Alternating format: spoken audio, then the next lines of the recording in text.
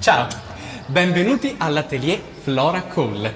Io sono Guido e oggi ho il piacere di darvi il benvenuto dietro le quinte del nostro lavoro, negli uffici del nostro atelier. Qui tutti sono in fermento per preparare il proprio contributo artistico in occasione del 700° anniversario della morte del sommo poeta, Dante Alighieri, che si festeggia proprio in questo 2021. Qui c'è l'ufficio di scultura che sta realizzando una statua a grandezza naturale di Dante e Virgilio. No, qui non si passa! Lasciamoli lavorare in pace, perché qui non ci facciamo mancare nemmeno il mondo dei fumetti. Venite.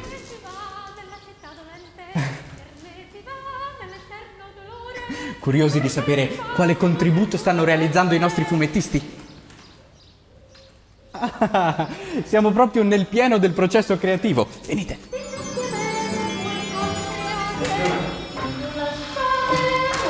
Queste parole di colore scuro scritte a sumo Bonaparte. Perché è un maestro?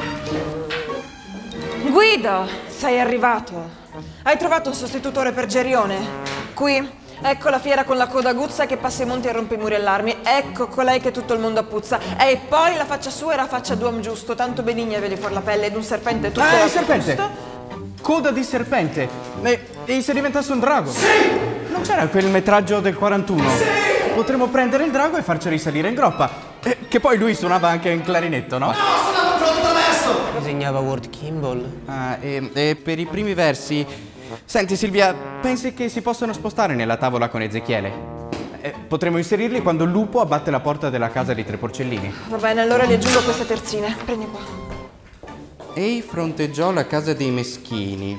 Poi, col petto, le gote enfiate, gridava sogghignando: poverini, d'esser sani e salvi non crediate. Quando a una porta si avvicina il lupo, lasciate ogni speranza voi che entrate. Sì, mi sembra buono. Guido, stavamo pensando, per Beatrice, a una sorta di angelo, una fata. La fata azzurra di Pinocchio, che ne pensi? Non fa niente, perché ancora non l'hanno visto al cinema, quindi magari non la riconosco. No, è un'ottima idea, Giorgio, ma chiamiamola Biancaneve, eh? È sicuramente un nome più noto. Guido! Maria Luisa? Io e Romano avremo una proposta per l'adattamento di questi versi. E del mi disse, volgiti, che fai? Vedi la farinata che sei dritto, dalla gitto vai su, non vedrai. Pensavamo di inserirci Pietro Gamma di Legno che esce dalla tomba proprio come farinata, canto decimo.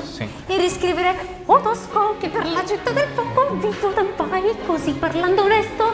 O Tosco che per la città del fuoco vivo tempai parlando americano. E poi? Piacciati di restare in questo loco. Piacciati di restare in questo loco, sì. Nell'ascoltare quel tono assai villano, io mi fermai con subito ritegno. Ma Pippo mi sospinse con la mano e disse: non sia vile il tuo contegno. Mentre il dannato urlava: stai accorto a non far infiammar Gamba di Legno. Perfetto Guido, allora teniamo queste. Sì. Allora, che ne pensi? Sì, ma non riusciamo a pubblicarli questo mese. Senti, mandamene insieme altre 2 proposte per il prossimo numero. Sì. Bravo! Bel lavoro, Giorgio. Ragazzi, qualcuno mi Senti, ma che era che ho perso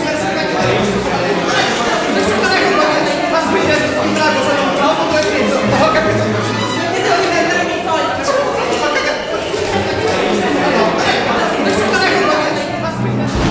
Beh, noi non sappiamo se nel 1949 le cose siano andate veramente così.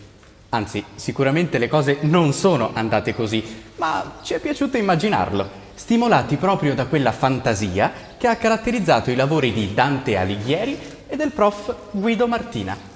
Quest'ultimo, affiancato da un solo disegnatore, Angelo Bioletto, ha dato vita alla prima vera parodia a fumetti del testo dantesco, ossia L'Inferno di Topolino. Non citare questa prima grande storia Disney interamente made in Italy sarebbe stato impensabile in quest'anno dantesco. E dunque il consiglio col quale vogliamo chiudere è quello di correre in fumetteria. O in libreria, ad acquistare la vostra copia dell'Inferno di Topolino e a prepararvi a viaggiare con la fantasia proprio come ci ha insegnato a fare Walt Disney. Anzi, non solo lui. Lui e tutti i personaggi del nostro studio, da quelli disneyani a quelli danteschi, da Martina a Dante Alighieri. Tutti riuniti in un unico calderone della fantasia che ci è piaciuto chiamare Walt Alighieri.